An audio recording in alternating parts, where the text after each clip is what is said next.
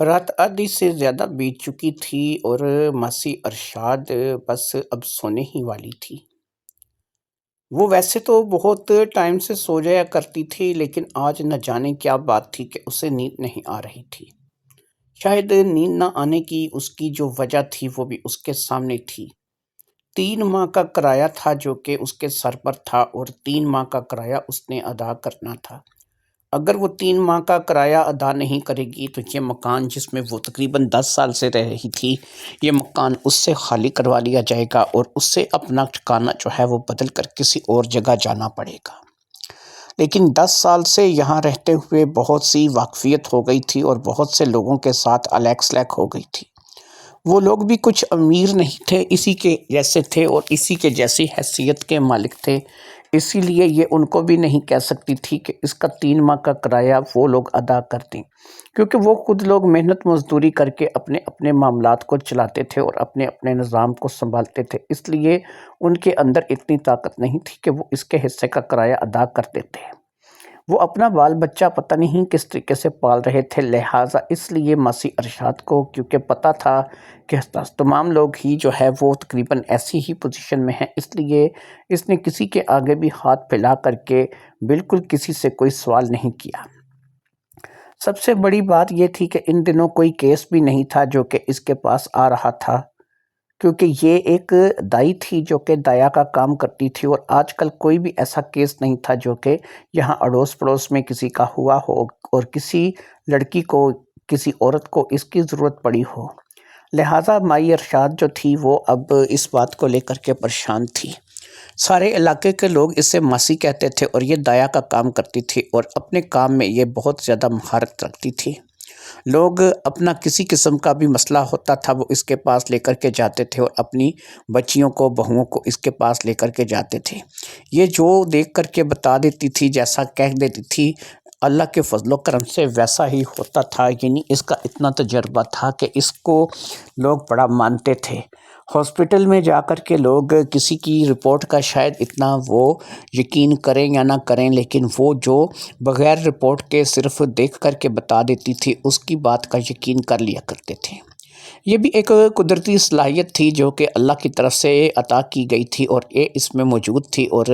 جو بھی جیسا بھی علاج یہ کرنا چاہتی تھی یہ لوگوں کا کر دیتی تھی اور لوگوں کو بتاتی تھی کہ آپ کا بچہ، آپ کی بیٹی کا بچہ اتنے عرصے میں ہو جائے گا، آپ کی بہو جو ہے اس کو اولاد اگر نہیں ہو رہی ہے اور شادی کو اتنا عرصہ ہو گیا ہے تو اس کی کیا پریشانی ہے، یعنی کہ یہ ہر قسم کی میڈیکل طبی باتیں بھی بتاتی تھی، اور زیادہ تر اس کی باتیں جب بعد میں ہسپتال میں جا کر کے چیک کی جاتی تھیں تو وہ بالکل صحیح سچ نکلتی تھیں۔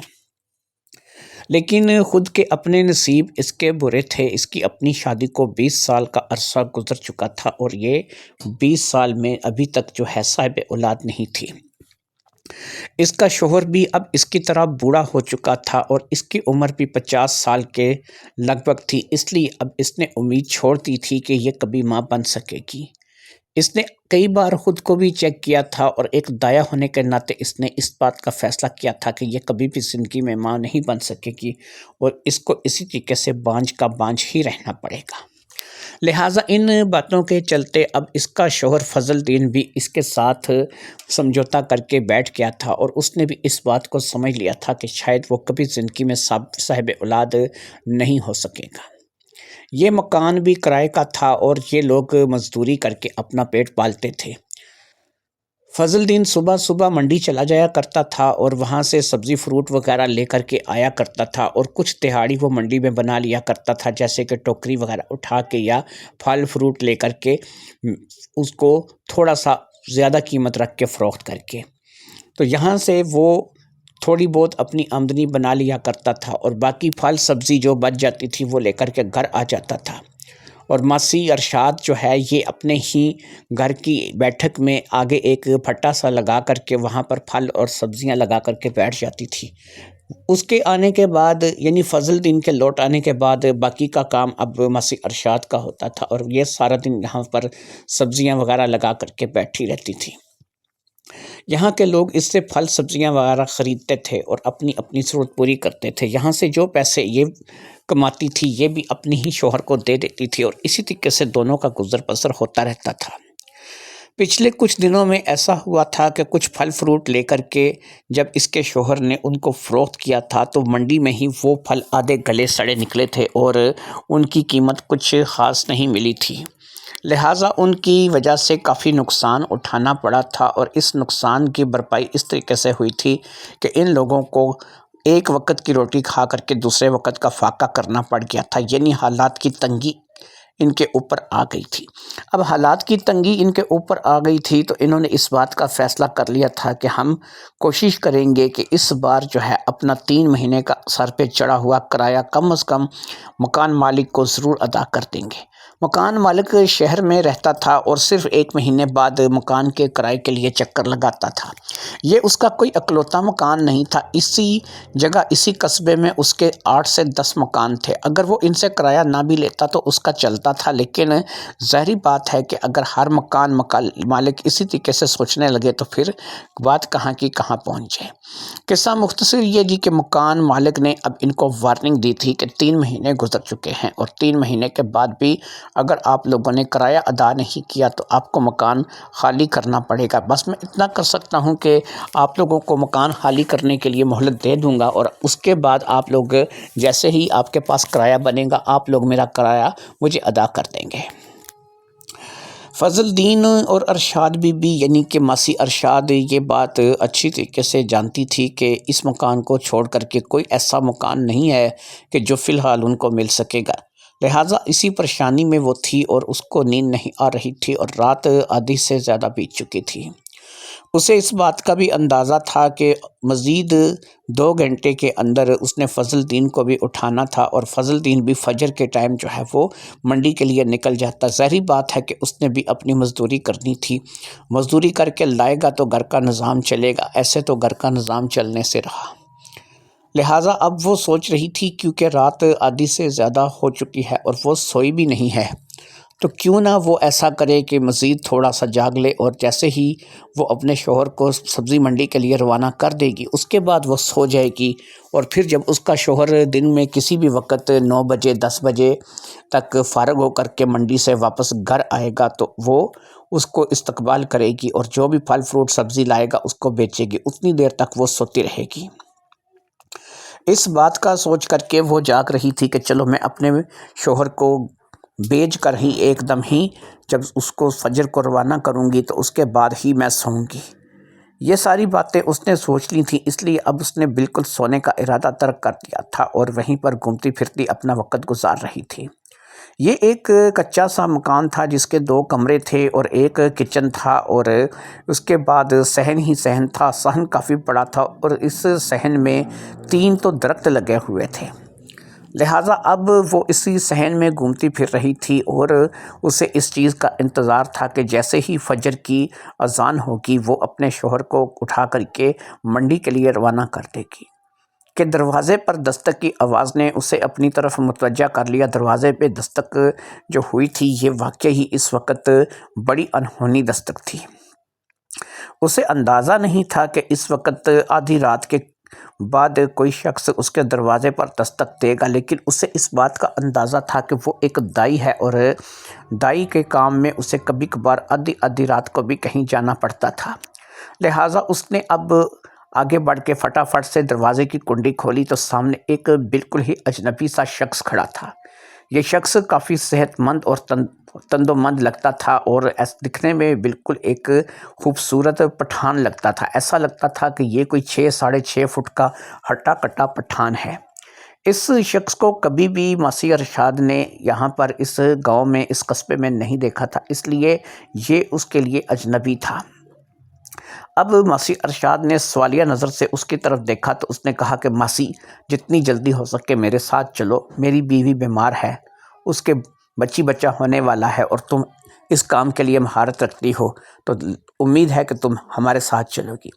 ماسی ارشاد نے کہا بھی چلی تو جاتی ہوں لیکن مجھے ایک بات بتاؤ، تم ہمارے اس قصبے اس گاؤں کے لگتے نہیں ہو تو تم کہاں رہتے ہو؟ اس نے کہا کہ جناب ایسا ہے کہ میں قصبے گاؤں کا واقعی نہیں ہوں، لیکن ایسا بھی نہیں ہے کہ میں یہاں کا نہیں ہوں، میں یہاں سے ہٹ کے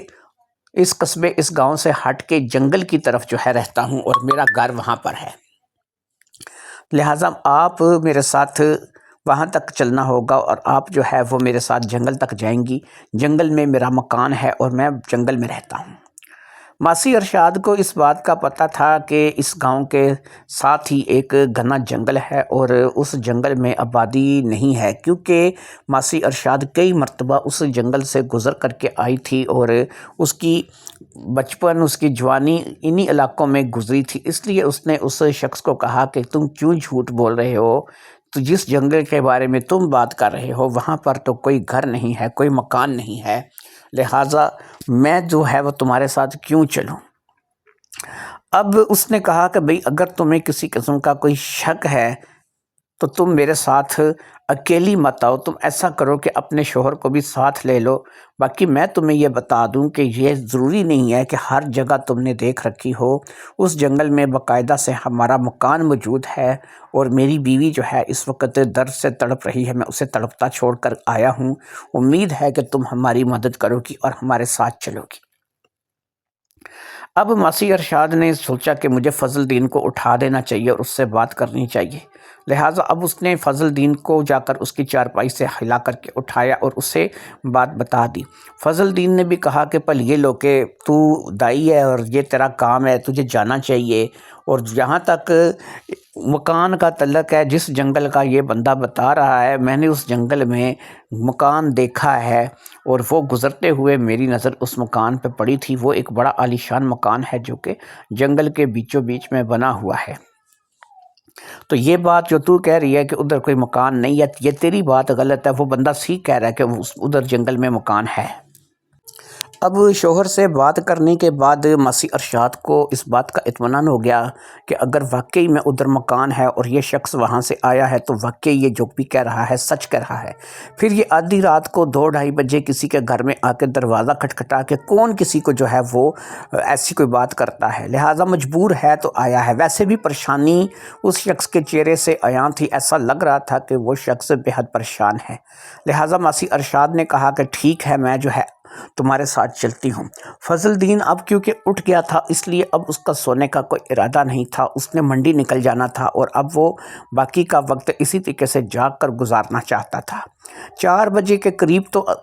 فجر کی اذان ہو جاتی تھی، اس لیے اس نے یہی سوچا تھا کہ 2:30 بج چکے ہیں اور 2:30 بجے وہ اٹھا ہے تو ظاہری بات ہے کہ 1.5 گھنٹے کی بات ہے، باقی کا ٹائم وہ جاگ کر کے گزار لیتا ہے، اگر نیند آ گئی تو ٹھیک، نہیں تو پھر وہ جاگ کر کے باقی کا ٹائم گزار لے گا۔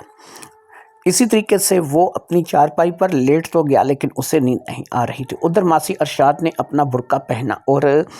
اس کے علاوہ اس شخص کے ساتھ کچھ سوال کیے اور کچھ چیزوں کے بارے میں پوچھا، جو کہ اس نے کچھ چیزوں کے بارے میں ہاں میں بتایا اور کچھ چیزوں کے بارے میں نہ بتایا، کچھ سامان لے کر کے جو کہ اس کا اس کام میں کام آتا تھا اس کو لے کر کے وہ اس شخص کے ساتھ قصبے سے روانہ ہو گئی۔ وہ شخص ایک گھوڑے پر آیا تھا جس کے پیچھے اس نے ایک ریڑہ باندھ رکھا تھا، لہٰذا ماسی ارشاد کو اس ریڑے پر بیٹھ کر کے وہ اس گھوڑے کو چلا کر کے جنگل کی طرف روانہ ہو گیا، یعنی آنے کے لیے اس نے سواری کا بندوبست تو کیا تھا لیکن یہ سواری ایک دیسی سواری تھی۔ کافی دور چلنے کے بعد جب جنگل آیا تو اس نے اس ریڑی کو ایک سائڈ پہ روکا، جو کہ گھوڑا ریڑی تھی اسے ایک سائڈ پر روکا، اور اس گھوڑا ریڑی کو روکنے کے بعد اس نے ماسی ارشاد کو اترنے کے لیے کہا اور وہ ماسی ارشاد کو لے کر کے جنگل کے اندر داخل ہو گیا۔ ماسی ارشاد تھوڑی سی ڈر رہی تھی لیکن اس کو اس چیز کا اطمینان تھا کہ فضل الدین جھوٹ نہیں بولتا تھا، اور اگر فضل الدین نے بتایا تھا کہ جنگل میں کوئی مکان موجود ہے اور اس نے دیکھا ہے تو پھر یہ واقعی میں کوئی مکان ہوگا۔ باقی وہ اس چیز سے حیران تھی کہ یہ لوگ گاؤں یا شہر یا قصبے سے ہٹ کر کے اس جگہ پر اپنی زندگی کیوں گزار رہے ہیں، لیکن وہ یہ بھی جانتی تھی کہ بہت سے لوگ ایسے ہوتے ہیں کہ جو شہر کی بھیڑ بھاڑ سے دور تھوڑا پرسکون جگہ جو ہے اس کو پسند کرتے ہیں۔ لہٰذا ایسا ہی ہوا تھا کہ جیسے ہی وہ اس جنگل میں تھوڑا سا آگے چلی تھی اسے واقعی میں ایک بڑا عالیشان مکان نظر آیا تھا، یہ مکان کافی بڑی حویلی نما مکان تھا اور وہ شخص اسی مکان میں داخل ہو گیا تھا۔ ماسی ارشاد بھی اس کے پیچھے پیچھے داخل ہو گئی تھی۔ راستے میں دو عورتیں ملی تھیں جو کہ دروازے پر کھڑی تھی، شاید وہ اس کے آنے کا انتظار کر رہی تھیں۔ ان کے چہرے سے بھی پریشانی عیاں تھی اور ان کے چہرے سے ایسا لگ رہا تھا کہ جیسے وہ بھی اس بات کو لے کر کے پریشان ہیں۔ خیر ماسی ارشاد کو اس شخص کے ساتھ دیکھ کر کے ان کے جان میں جان آئی تھی اور وہ فٹافٹ سے ماسی ارشاد کو اپنے ساتھ لے کر کے ایک کمرے کی طرف بڑھ گئیں۔ وہ کمرہ حویلی کے اندر کمرہ تھا، وہاں پر کافی روشنی ہو رکھی تھی اور اس روشنی میں ماسی ارشاد نے دیکھا ایک عورت ہے جس کے کافی لمبے بال ہیں، اتنے لمبے بال ہیں کہ اس کے گھٹنوں تک آتے ہیں۔ دکھنے میں وہ عورت کافی باروب اور خوبصورت تھی اور اس کے جسم و جان سے ایسا لگتا تھا کہ یہ بھی کافی تگڑی عورت ہے۔ لہٰذا ماسی ارشاد اس عورت کے پاس بیٹھ گئی، لیکن وہ عورت اس وقت درد سے کرا رہی تھی اور اس کو اپنا یا ارد گرد کا صحیح طریقے سے ہوش نہیں تھا۔ ماسی ارشاد نے فٹافٹ سے ان دونوں لڑکیوں کو جو کہ اس کے ساتھ آئی تھیں پانی گرم کرنے کے لیے کہا اور اس قسم کی چیزیں لانے کے لیے کہا جو کہ ماسی ارشاد کے کام کے لیے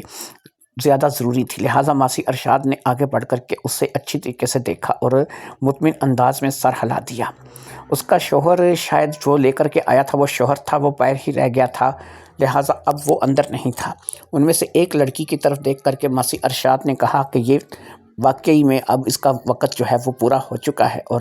بچہ یا بچی بہت جلد جنم لینے والا ہے، تم لوگ فکر مت کرو، یہ انشاءاللہ تعالیٰ بہت جلد ہو جائے گا۔ ان دونوں لڑکیوں نے بھی اس بات میں سر ہلایا اور ماسی ارشاد جو ہے وہ اپنا کام کرنے لگی، ساتھ ہی ساتھ وہ ان دونوں لڑکیوں کو بھی سمجھا رہی تھی کہ انہیں کیا کرنا ہے اور کس طریقے سے کرنا ہے۔ خیر زیادہ ٹائم نہیں لگا اور تھوڑی ہی دیر میں ڈلیوری ہو گئی۔ پیدا ہونے والی بھی ایک لڑکی تھی، لیکن اس وقت دائی ارشاد کی حالت غیر ہو گئی جب اس نے دیکھا کہ اس لڑکی کے پاؤں الٹے ہیں۔ جو لڑکی پیدا ہوئی تھی اس کے پاؤں الٹے تھے۔ ظاہری بات ہے کہ یہ کچھ اچھی نشانی نہیں تھی۔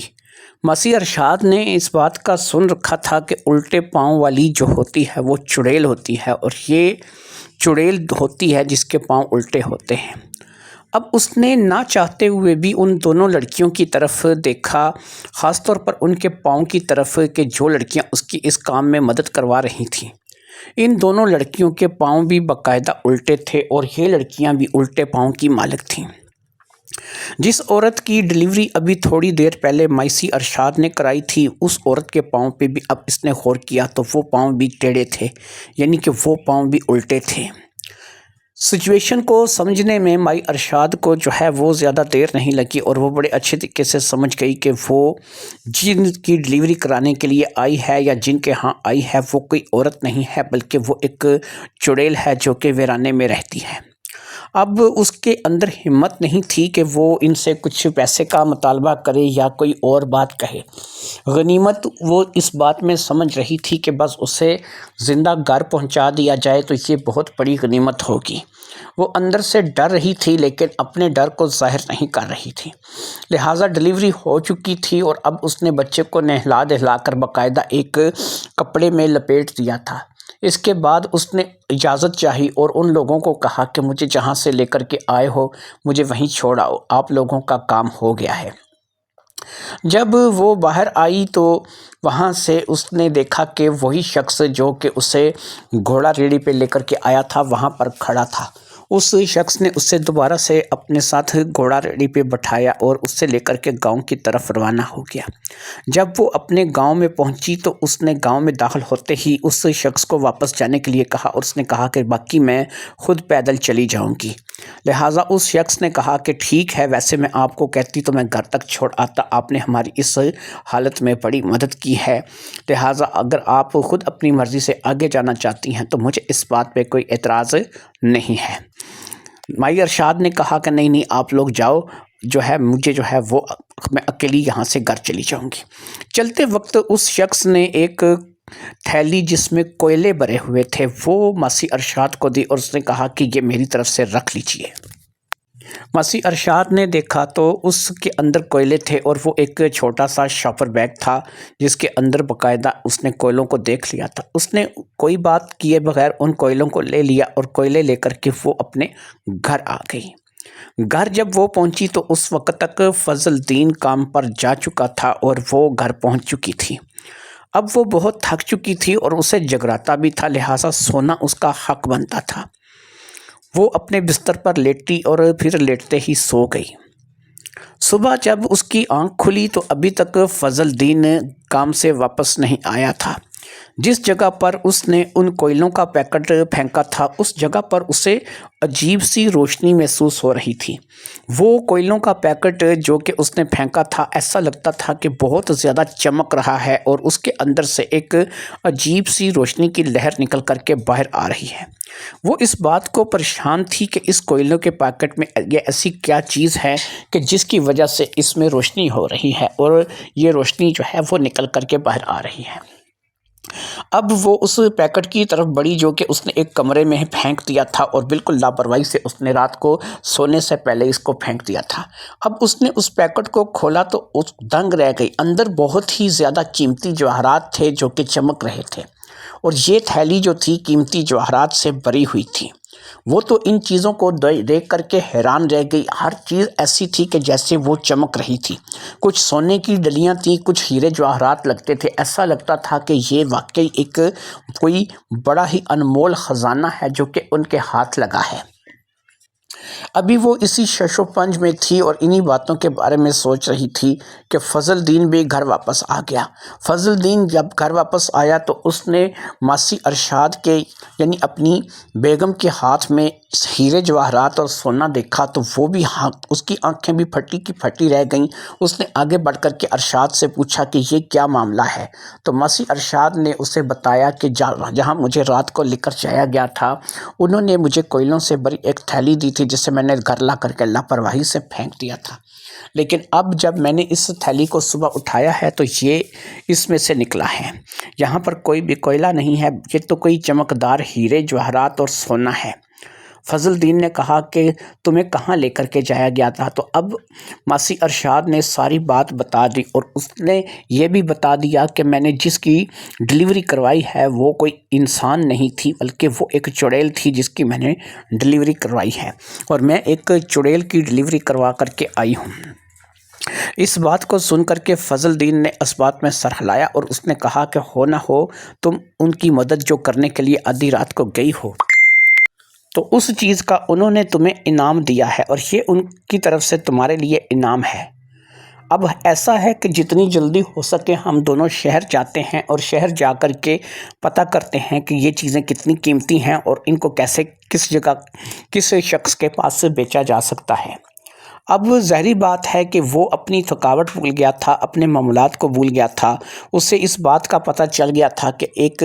بڑی رقم ہے جو کہ ان کو ان چیزوں کو فروخت کر کے ملے گی، لہٰذا اسی وقت دونوں میاں بیوی اپنے گھر سے نکلے اور تالا لگا کر کے شہر کے لیے روانہ ہو گئے۔ وہ بس پر بیٹھ کر کے شہر چلے گئے اور پھر وہاں پر انہوں نے صرافہ بازار میں 2-3 سناروں کی دکان پر وہ تمام جواہرات دکھائے تو ایک سنار نے ان کی اچھی قیمت لگائی اور اس کے بدلے وہ ان کو لاکھوں روپے دینے کے لیے تیار تھا۔ شاید وہ مال لاکھوں سے بھی زیادہ تھا لیکن ان کے لیے وہ لاکھوں روپے بھی بہت تھے، لہٰذا وہ رقم اب ان کو ملنی تھی اور اس کے بدلے میں انہوں نے وہ سارا سونا اور جواہرات جو بھی کچھ تھے وہ اس سنار کے حوالے کر دیے۔ وہ پیسے لے کر کے وہ اب اپنے گھر آ گئے۔ اب انہوں نے مکان کا کرایہ بھی ادا کرنا تھا، بلکہ اب انہوں نے تو یہ سوچ لیا تھا کہ وہ اپنا اسی گاؤں میں اسی قصبے میں کوئی چھوٹا موٹا گھر خرید لیں گے اور اپنا کام جو ہے وہ یہاں پر قصبے میں کریں گے۔ فضل الدین نے اس بات کو طے کر لیا تھا کہ وہ ایک بڑی کریانے کی دکان کھولے گا اور وہاں پر بیٹھ کر کے آرام سکون سے اپنی باقی کی زندگی کو بسر کرے گا۔ ساتھ میں وہ منڈی سے پھل اور سبزی بھی لے آیا کرے گا اور وہ اس کی بیوی اس کے ساتھ بیٹھ کر کے بیچا کرے گی۔ اب چونکہ دوپہر کا ٹائم ہو چکا تھا اور وہ لوگ اپنے تمام کام نپٹا کے پیسے لے کر کے واپس آ چکے تھے تو ان کے من میں ایک دفعہ آیا کہ ہمیں ان کا شکریہ ادا کر دینا چاہیے کہ جن کی وجہ سے ہمیں اتنے پیسے ملے ہیں۔ لہٰذا فضل الدین اور مسیح ارشاد نے اس بات کا طے کیا کہ دیکھو اگر انہوں نے ہمیں نقصان پہنچانا ہوتا تو وہ آدھی رات کو جب مجھے لے کر کے گئے تھے تو وہ مجھے زندہ کر ہی نہ چھوڑتے، لہٰذا وہ ہمیں نقصان پہنچانے والے نہیں ہیں، ہمیں جا کر کے ان کا شکریہ ادا کر آنا چاہیے اور ان کو بتا دینا چاہیے کہ ان کے دیے ہوئے جواہرات کی وجہ سے ہم لوگوں نے اتنے زیادہ پیسے جو ہیں وہ بنا لیے ہیں۔ یہ سوچ کر کے اب فضل الدین اور اس کی بیوی ارشاد دونوں ہی اس جنگل کی طرف روانہ ہو گئے، اور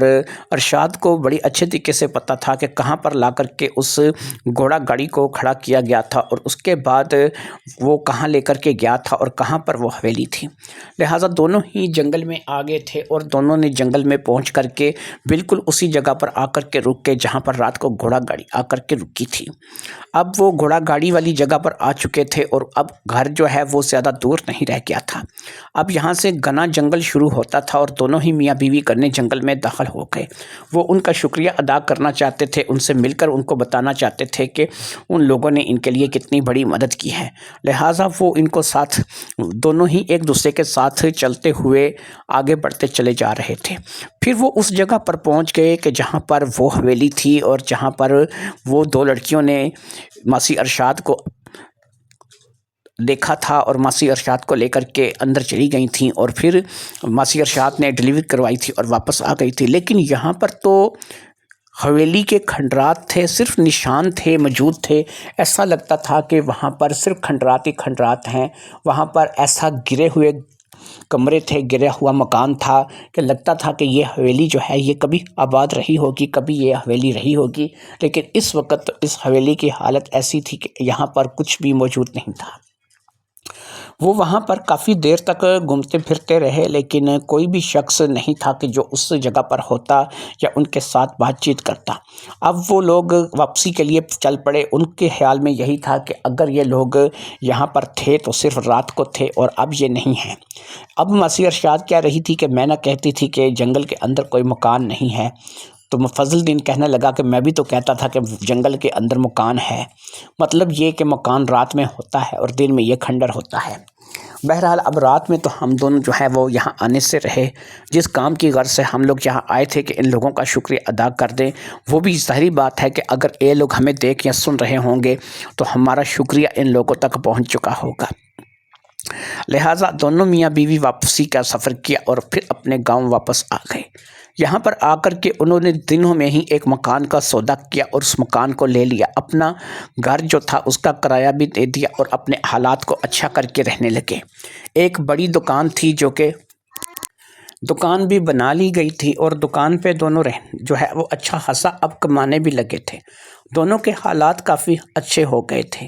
کبھی کبھی مسیح ارشاد اکیلے بیٹھ کر جب دکان پہ سودا بیچ رہی ہوتی تھی تو وہ اس بات کو سوچتی تھی کہ اگر اس رات وہ جانے سے انکار کر دیتی یا پھر جنگل میں جانے کا نہ کہتی یا پھر اس کو کہہ دیتی کہ میں جنگل میں جا کر کے تمہاری بیوی کی ڈیلیوری نہیں کرواؤں گی، تو ظاہری بات ہے کہ اس طریقے سے ان کے حالات بھی نہ پلٹتے اور نہ اتنے پیسے ان کے پاس آتے ہیں۔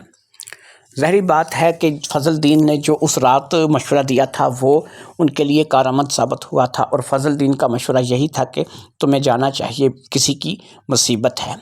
وہ شخص اسے لے کر کے کیا تھا، وہ جن تھا، بھوت تھا یا کوئی اور تھا، یہ اس کے پتہ نہیں تھا، لیکن جو عورت تھی اس کے بارے میں تو کنفرم پتہ تھا کہ وہ ایک چڑیل تھی جو کہ ایک پچھل پیری تھی جس کے پاؤں الٹے تھے، اور وہ دونوں لڑکیاں بھی پچھل پیری تھیں، ان کے پاؤں بھی الٹے تھے، اور جو بچی پیدا ہوئی تھی وہ بھی پچھل پاری تھی، اس کے بھی پاؤں الٹے تھے۔ کہتے ہیں کہ وقت گزرتا چلا گیا اور جب کبھی بھی دونوں میاں بیوی کو کبھی کوئی مصیبت پیش آتی یا ان کو کبھی پیسوں کی ضرورت پڑتی یا پھر ان کی کوئی خواہش ہوتی تو پتہ نہیں نہ جانے کیسے کیسے کہاں سے اسباب پیدا ہو جاتے اور ان کے وہ معاملات بھی حل ہو جاتے، اور ان کو وہاں سے ملتا کہ جہاں سے ان کو وہم گمان بھی نہ ہوتا۔ شاید انہوں نے جو نیکی کی تھی وہ نیکی اب تک ان لوگوں نے یاد رکھی ہوئی تھی کہ آدھی رات کو مسیح ارشاد جا کر کے اس چڑیل کی ڈیلیوری کرا کے آئی تھی، شاید چڑیل کی جو اولاد ہوئی تھی اسی اولاد کی خاطر اس نے اب ان لوگوں کو ابھی تک نظر میں رکھا ہوا تھا، اور جب بھی کبھی ان کو کسی چیز کی ضرورت پڑتی تھی وہ ان کو دے دیتی تھی۔ ان کے حالات ویسے تو بہت اچھے ہو چکے تھے، لیکن ظاہری بات ہے کہ انسان کی خواہشات ختم نہیں ہوتی۔ دوستو یہ کہانی یہاں پر ختم ہوئی ہے، اور میں آپ لوگوں کو ایک چیز بتا دیتا ہوں۔ کتاب کہانی آفیشیل اور نیاب سٹوری کارنر کے نام سے میرے 2 چینل اور ہیں، امید کرتا ہوں کہ آپ ان کو بھی سبسکرائب کریں گے۔ میں آپ سے ریکویسٹ کرتا ہوں پلیز یار، آپ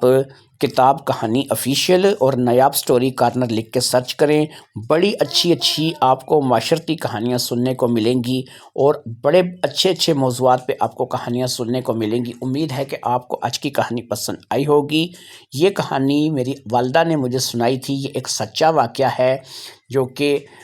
میری والدہ نے بتایا کہ ایک دائی کے ساتھ پیش آیا تھا۔ تو یہ سنی سنائی میرے والدہ نے کسی سے سنی تھی، تو وہی اس نے ہمیں آگے بتا دیجیے۔ اجازت دیجیے، اللہ حافظ۔